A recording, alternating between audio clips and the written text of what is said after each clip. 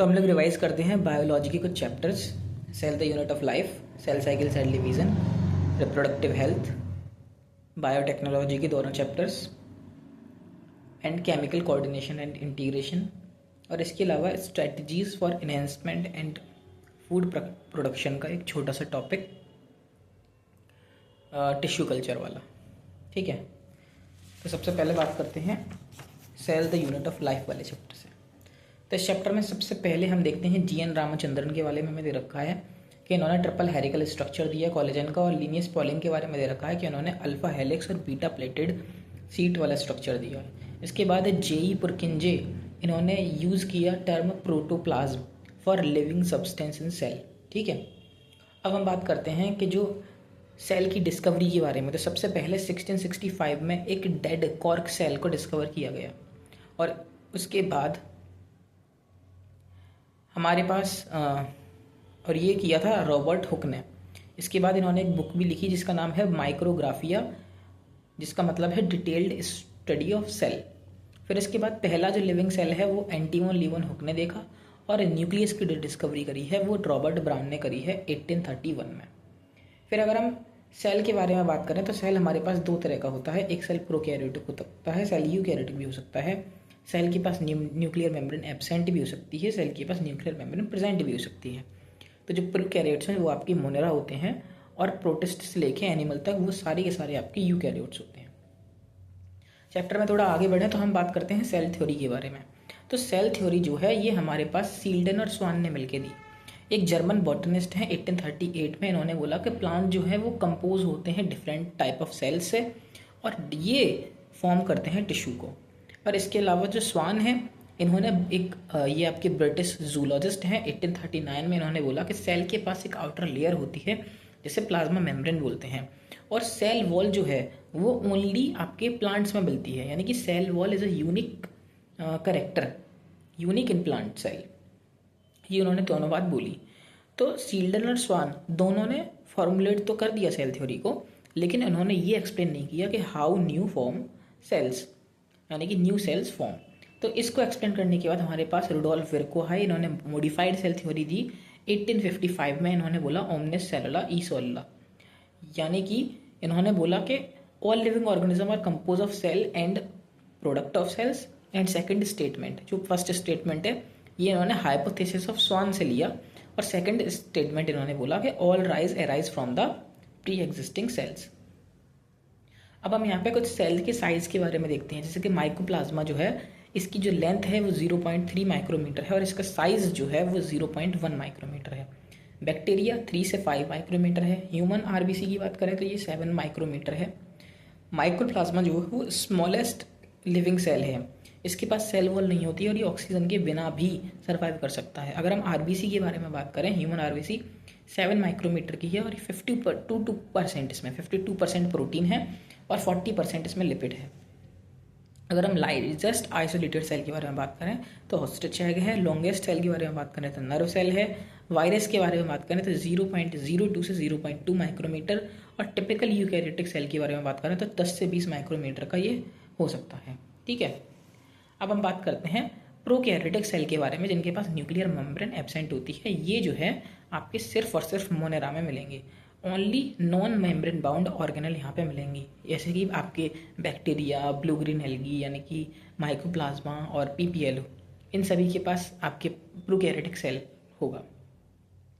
Bacteria की shape की बात करें तो अगर बैसिलस है तो रॉड शेप्ड, कोकस हो सकता है राउंड शेप, विब्री हो सकता है कॉमा शेप्ड, और स्पाइरलम है तो स्पाइरल शेप्ड हो सकता है। इनके पास सेल वॉल होती है एक्सेप्ट माइकोप्लाज्मा, माइकोप्लाज्मा के पास नहीं होती है। प्लाज्मिड जो होते हैं इनके पास स्मॉल सर्कुलर डीएनए होता है जो कि बैक्टीरिया में मिलता है, अदर देन जीनोमिक डीएनए होता है ये। ठीक है, एक्स्ट्रा होता है ये। इसके बाद सेल एनवेलप की बात करें तो यहाँ पे 3 लेयर मिलती हैं। सेल एनवेलप में 3 लेयर होती है, cell membrane, cell wall, glycocalyx. Glycocalyx आपकी लूज हो सकती है सीथ की फॉर्म में और स्लाइम लेयर की फॉर्म में, या फिर थिक और टफ हो सकती है कैप्सूल की फॉर्म में। यहाँ पे सेल मेम्ब्रेन का एक्सटेंशन होता है इनटू सेल, जिसे मीजोसोम बोलते हैं। ये फॉर्म होता है वेसिकल्स, ट्यूब्यूल्स और लैमेले, ये फॉर्म कर सकता है। फंक्शंस की बात करें तो ये रेस्पिरेशन में, सेल वॉल फॉर्मेशन में, डीएनए रेप्लिकेशन में, इसके अलावा increase surface area of cell, इन सारी चीज़ों में ये आपकी हेल्प करता है। अब हम बात करते हैं लोकोमोशन के लिए। तो लोकोमोशन के लिए हमारे पास यहाँ पे फ्लैजिला हो सकते हैं, सीलिया हो सकते हैं। फ्लैजिला और सीलिया ये इनके 3 पार्ट हैं, फिलामेंट, हुक और बेसल बॉडी। और दूसरा है आपका पिलाई और फिम्ब्रिए, तो ये हेल्प करता है अटैचमेंट में। अगर आपका अगर प्रोकैरियोट है तो यहाँ पे ये आपका पेलिन और फाइब्रिन प्रोटीन से ये बना होता है, और यूकैरियोट्स में ये आपका ट्यूबुलिन प्रोटीन से बना होता है। फ्लैजिला की बात करें तो ये फ्लैजिलिन प्रोटीन से बना होगा अगर ये प्रोकैरियोट में है, और ट्यूबुलिन यानी कि माइक्रोट्यूब्यूल फिलामेंट से बना होगा यूकैरियोट में, ठीक है। और बेसल बॉडी जो होती है वो एराइज होती है आपकी from the centrosome. Basal body arise होती है सेंट्रोसोम से। और फंजाई की जो सेल वॉल होती है वो काइटिन और ग्लूकान्स की बनी होती है। इसको हम अभी आगे भी देखेंगे डिटेल में। अब हम बात करते हैं राइबोसोम के बारे में। तो 70S राइबोसोम जो हैं वो 50S और 30S से मिलकर बने होते हैं। ये site of synthesis of protein होते हैं, और जॉर्ज पैलेड ने 1953 में इसकी डिस्कवरी करी थी। पॉलीसोम या पॉलीराइबोसोम बोलते हैं जब बहुत सारे राइबोसोम अटैच हो जाते हैं mRNA से, तो उसको पॉलीसोम या पॉलीराइबोसोम बोलते हैं। अब हम बात करते हैं इंक्लूजन बॉडीज़ के बारे में। तो इंक्लूजन बॉडीज़ जो होती है ये स्टोर करती हैं रिजर्व मटेरियल को। अब ये किस तरह का रिजर्व मटेरियल स्टोर करती हैं, जैसे कि फॉस्फेट और साइनोफिन ग्रेन्यूल्स हो गए। इसके अलावा गैस वैक्यूल भी आपका इंक्लूजन बॉडीज़ का ही एग्जाम्पल है। अब ये इंक्लूजन बॉडीज़ जो हैं ये नॉन मेम्ब्रेन बाउंड होती हैं, ठीक है। 2 ही चीज़ें, राइबोसोम और इंक्लूजन बॉडी, ये दोनों ही आपके नॉन मेम्ब्रेन बाउंड है। इसके बाद अगर हम बात करें, और इनमें न्यूक्लियस तो ऐसा होता ही नहीं है, तो न्यूक्लियस तो नॉन मेम्ब्रेन बाउंड है ही प्रोकैरियोट्स में। अब अगर बात करें इंक्लूजन बॉडीज़ की, तो गैस वैक्यूल वाली इंक्लूजन बॉडी किस में मिलती है आपकी, blue green and purple and green photosynthetic bacteria जो होंगे उनमें ये हेल्प करती है फ्लोटिंग के लिए, ठीक है। अब हम अगले पेज पे आ जाते हैं, तो हम देखते हैं कि यहाँ पे ग्राम पॉजिटिव और ग्राम नेगेटिव बैक्टीरिया क्या होते हैं। तो इनमें हमने बैक्टीरिया को उनकी सेल वॉल के बेसिस पे 2 पार्ट में डिवाइड किया गया है। अगर यहाँ पे पॉजिटिव ग्राम पॉजिटिव की बारे में बात करें तो इनके पास डेंस लेयर होती है पेप्टिडोग्लाइकन और टिकोइक एसिड की, और ये वॉयलेट कलर में अगर स्टेनिंग करें तो ये टर्न हो जाते हैं वॉयलेट कलर। इसका एग्जांपल है बैसिलस एंथ्रस। स्टेनिंग कैसे करें, सबसे पहले इसको चेक करने का आपके स्टेप है, सबसे पहले आप फिक्सेशन करो, उसके बाद क्रिस्टल वॉयलेट कलर से इसको वॉयलेट करो, फिर इसके बाद आयोडीन कलर से उसको पक्का करो, फिर इसको डीकलराइज करो कीटोन और एल्कोहल से, और उसके बाद डीकलराइज होने के बाद आप सेफ्रन ऐड करो उसमें, सेफ्रानिन। तो सेफ्रानिन जब आप ऐड करोगे तो अगर वो वॉयलेट कन्वर्ट हो गया इसका मतलब पॉजिटिव, और वॉयलेट कन्वर्ट नहीं हुआ मतलब नेगेटिव। तो ग्राम नेगेटिव में कोई डेंस लेयर नहीं है। इसकी आउटर मेम्ब्रेन जो है वो लिपोप्रोटीन और लिपोपॉलीसैकेराइड की बनी होती है, और ये वॉयलेट टर्न नहीं होती, और इसका एग्जाम्पल है सीडोमोनास। अब हम एक जनरल आउटलेट देख लेते हैं कि प्रोकैरियोट और यूकैरियोट सेल जो है बाहर से अंदर की तरफ जाएंगे और देखेंगे क्या क्या है। तो हमने प्रोकैरियोट सेल देखा, सबसे ऊपर ग्लाइकोकैलिक्स है, ये आपका स्लाइम लेयर की फॉर्म में या कैप्सूल की फॉर्म में हो सकता है। फिर अंदर सेल वॉल है, सेल मेम्ब्रेन है, सेल मेम्ब्रेन का एक्सटेंशन मीसोसोम है, राइबोसोम यहाँ पे 70S है जो कि नॉन मेम्ब्रेन बाउंड है। उसके बाद यहाँ पे साइटोस्केलेटन मिलेगा, और न्यूक्लियस तो यहाँ पे होगा नहीं, तो डीएनए यहाँ पे लूप बना के रहेगा न्यूक्लियोइड में, साइटोप्लाज्म में ही है, ठीक है। इसके बाद यहाँ पे इंक्लूजन बॉडीज़ हैं, जैसे कि एग्जांपल आपका गैस वैक्यूल है, और ये भी नॉन मेम्ब्रेन बाउंड है। अब यहाँ पे membrane bound, single membrane bound कोई भी नहीं है, endoplasmic reticulum, Golgi body, lysosome और वैक्यूल, ऐसी कोई चीज़ यहाँ पे नहीं है। इसके बाद यहाँ पे प्लाज्मिड होंगे। प्लाज्मिड यहाँ पे एक्स्ट्रा सेलुलर सर्कुलर डीएनए है जो कि फ्रीली फ्लोट कर रहे हैं लूप बना के। इसके अलावा फ्लैजिला और फिम्ब्रिया और पिलाई ये इनकी सरफेस पे आपकी बाहर मिलेंगे, ठीक है, सेल मेम्ब्रेन में। अब हम बात करते हैं यूकैरियोटिक सेल में। तो यूकैरियोटिक सेल में सबसे ऊपर अगर प्लांट सेल है तो सेल वॉल होगी, एनिमल सेल है तो नहीं होगी।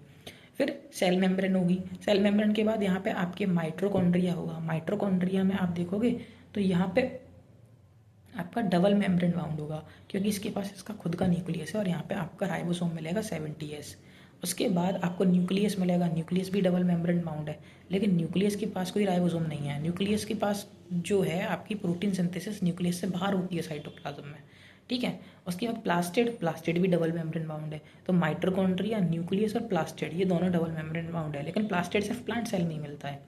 सेंट्रियोल एक ऐसा है जो सिर्फ एनिमल सेल में मिलता है, और ऑलमोस्ट प्लांट में ये एब्सेंट होता है, और ये नॉन मेम्ब्रेन बाउंड है। ये ऐसा नॉन मेम्ब्रेन बाउंड है यूकैरियोट में मिल रहा है, एनिमल सेल में मिल रहा है सेंट्रियोल।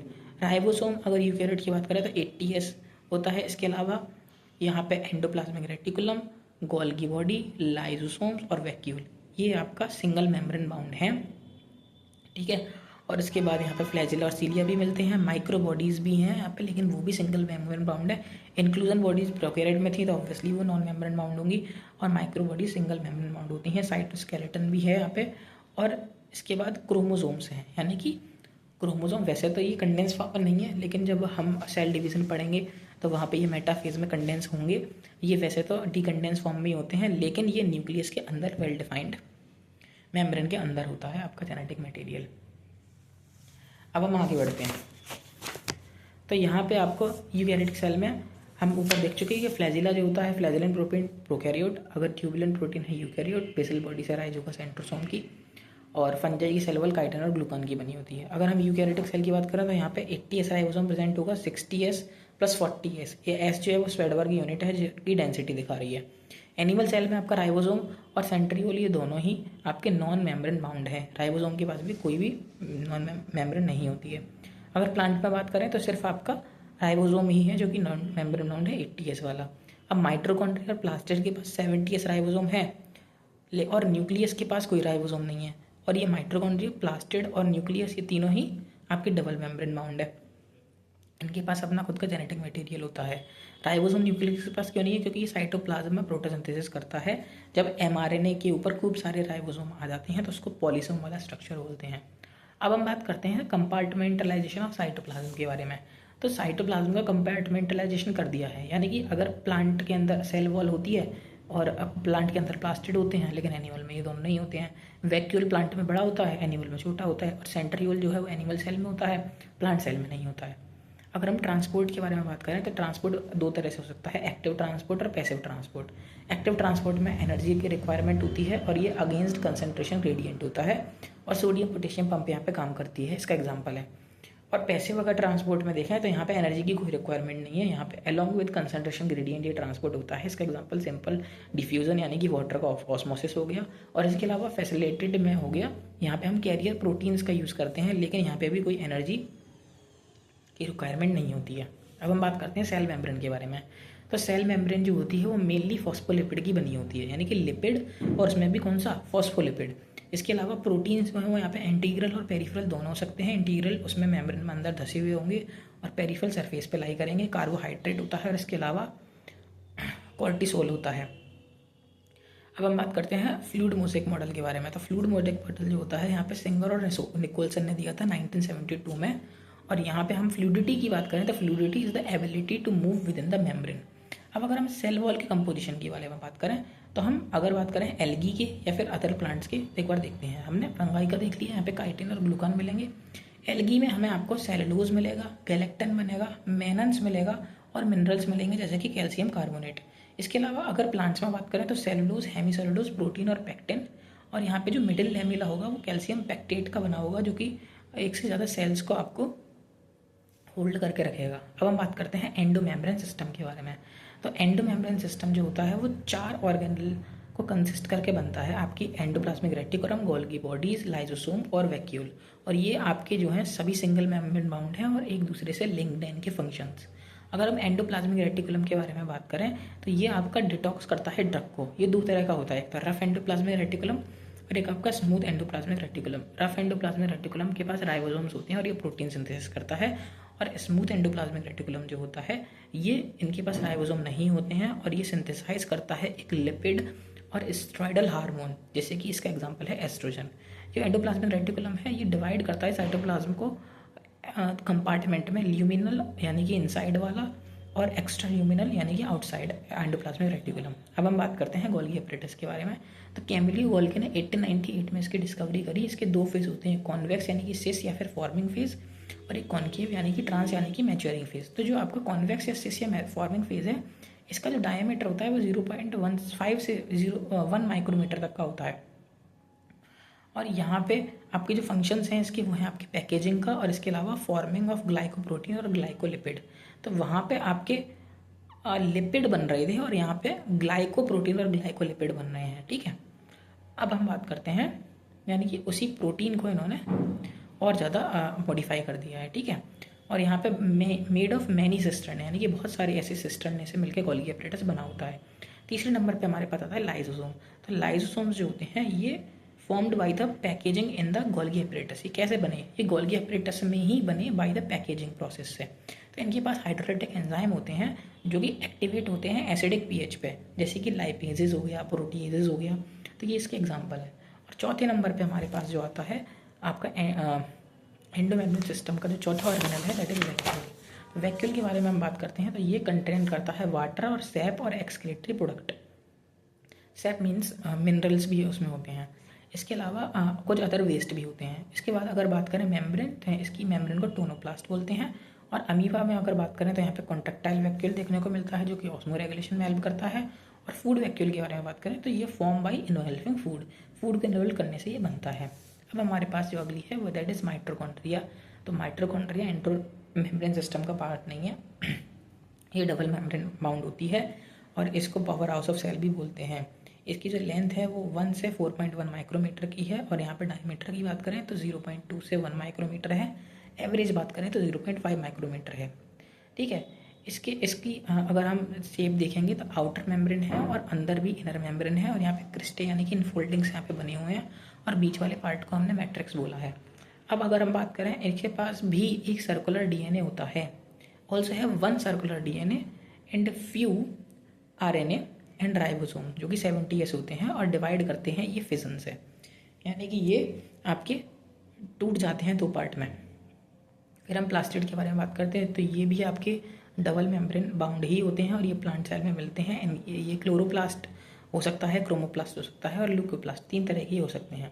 अगर क्लोरोप्लास्ट की बात करें तो इनके पास ग्रीन कलर के होते हैं और इनके पास क्लोरोफिल होती है और कैरोटिनॉइड होते हैं। क्लोरोफिल जो होती है वो लाइट को ट्रैप करती है। क्रोमोप्लास्ट के बारे में बात करें तो इनके पास फैट सोल्यूबल कैरोटिनॉइड्स होते हैं, कैरोटीन और ज़ैंथोफिल, और ये येलो और ऑरेंज या रेड कलर के होंगे। और ल्यूकोप्लास्ट की अगर बात करें तो ये आपके कलरलेस होते हैं। इसका एग्जांपल है अमाइलोप्लास्ट, एलोरोप्लास्ट और एलियोप्लास्ट। अमाइलोप्लास्ट मतलब स्टार्च को स्टोर करने वाले, एलोरोप्लास्ट मतलब प्रोटीन को स्टोर करने वाले और एलियोप्लास्ट मतलब ऑयल को स्टोर करने वाले। यहाँ पे मैं आपको बता दूं कि जो क्रोमेटिन नाम है वो आपका फ्लेमिंग ने दिया था। क्रोमेटिन वर्ड जो है वो आपका फ्लेमिंग ने दिया था। अब हम बात करते हैं क्लोरोप्लास्ट के बारे में। तो क्लोरोप्लास्ट जो है यहाँ पे हमने प्लास्टिड में पढ़ा ना, क्लोरोप्लास्ट, क्रोमोप्लास्ट और ल्यूकोप्लास्ट। तो इसमें जो पहले नंबर पर क्लोरोप्लास्ट है उसके अगर हम देखें तो क्लोरोप्लास्ट जो है वो मेजॉरिटी मीजोफिल सेल में मिलता है। ये डिस्क्वाइड शेप का हो सकता है, स्पेरिकल हो सकता है, रिबन लाइक हो सकता है। लेंथ 5 से 10 माइक्रोमीटर और ब्रीथ 2 से 4 माइक्रोमीटर। और 1 पर सेल में भी हो सकता है जैसे कि क्लेमाइडोमोनास, और 2 से 40 पर सेल भी हो सकता है मीजोसोल में जैसे कि ग्रीन एल्गा। अब अगर इसके तुम देखोगे तो यहाँ पे इसने ना थाइलाकॉइड होते हैं। क्लोरोप्लास्ट के अंदर तुम देखोगे तो थाइलाकॉइड्स होते हैं, फ्लैट क्लोरोफिल पिगमेंट होते हैं। ठीक है, इसमें अब बहुत सारे थाइलाकॉइड जब एक क्लस्टर बनाते हैं तो उसको ग्रेना बोलते हैं। तो यहाँ पे ग्रेना 2 तरह के हो गए, एक तो थाइलाकॉइड आपके ग्रेनल थाइलाकॉइड हो गए और एक स्ट्रोमा यानी कि जो ग्रेना को कनेक्ट करने वाले स्ट्रोमा में है उसको स्ट्रोमल थाइलाकॉइड, स्ट्रोमल एमएलए बोलते हैं। अब यहाँ पे इनके पास भी डबल स्ट्रैंडेड सर्कुलर डीएनए होता है छोटा सा। इनके पास भी डबल स्टैंडर्ड सर्कुलर डीएनए होता है और 70S राइबोसोम होते हैं। राइबोसोम के बारे में बात करें तो राइबोसोम आरएनए और प्रोटीन से मिलकर बना होता है और इसकी जो लेंथ है वो 15 से 20 नैनोमीटर है। पहली बार इसको जॉर्ज पैलेट ने सीन किया था। 70S जो है वो 30S और 50S से मिलकर बनता है और 80S जो है वो 40S और 60S से मिलकर बनता है। एस मतलब सेडिमेंट्री कोफिशिएंट।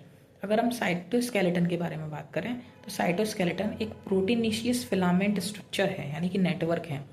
अब यहाँ पे आपका साइटोस्केलेटन में माइक्रोट्यूब्यूल आते हैं, माइक्रोफिलामेंट आते हैं और इंटरमीडिएटेड फिलामेंट भी आते हैं। इसका फंक्शन क्या है? ये सपोर्ट करता है सेल को, मोटिलिटी प्रोवाइड कराता है, मेंटेन करता है शेप ऑफ सेल को। अब हमारे पास लास्ट आते हैं माइक्रोबॉडीज़, और माइक्रोबॉडीज़ जो है वो सिंगल मेम्ब्रेन बाउंड है और ये आपकी यूकैरियोटिक सेल में प्रेजेंट होते हैं। वेरियस टाइप के एंजाइम्स को ये कंटेन करते हैं और जो कि यूज़ करेंगे सिंथेसिस ऑफ अमीनो एसिड जब बनेगा तब उन एंजाइम का हम यूज़ करेंगे, जैसे कि पेरोक्सीसोम, सैप्रियोसोम और ग्लाइकोक्सीसोम। यहाँ पे हमारा ये पेज खत्म होता है और अगले पेज पे जब हम मूव करते हैं तो हमारे पास एक टॉपिक आता है सीलिया फ्लैजिला का। तो फ्लैजिला जो होता है वो एक स्ट्रक्चर होता है जो इमर्ज होता है centriole like from the centriole like called basal body, तो बेसल बॉडी से निकलता है। अगर हम सीलिया के बारे में और फ्लैजिला के बारे में बात करें तो ये हेल्प मूवमेंट में हेल्प करता है।